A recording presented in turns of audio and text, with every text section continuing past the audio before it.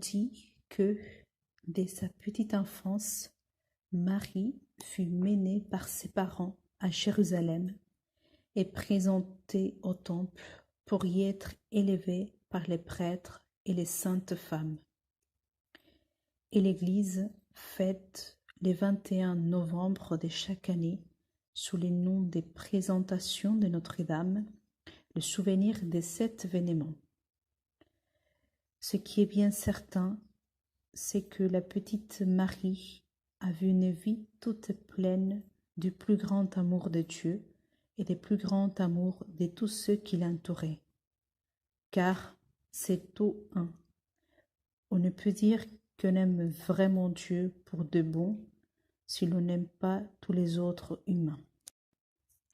Elle aimait tellement les bons dieux qu'un jour elle pensa qu'elle devait se consacrer tout à fait à lui. Et alors, sans cérémonie extérieure, mais avec toute l'ardeur de sa générosité, elle en fit le vœu.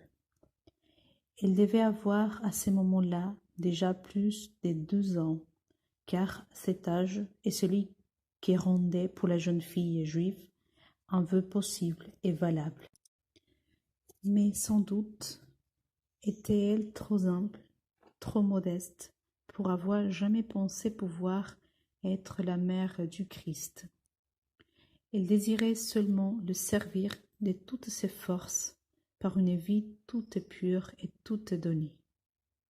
Bientôt vint pour Marie l'âge d'être fiancée.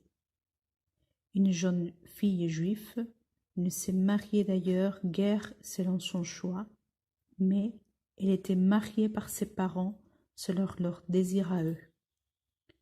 Mais on peut bien penser que dans le cas de Marie, Dieu lui-même inspira les choix qui fut fait de Joseph.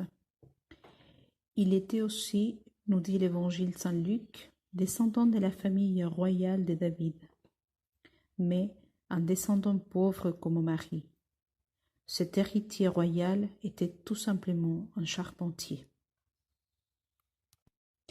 On fit donc les fiançailles des deux jeunes gens.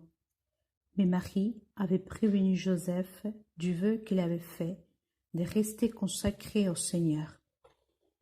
Et Joseph, qui était très pieux et qui peut-être avait eu personnellement les mêmes désirs, comprit très bien cela et fut très heureux d'être l'époux et le protecteur d'une jeune fille si belle et si pure.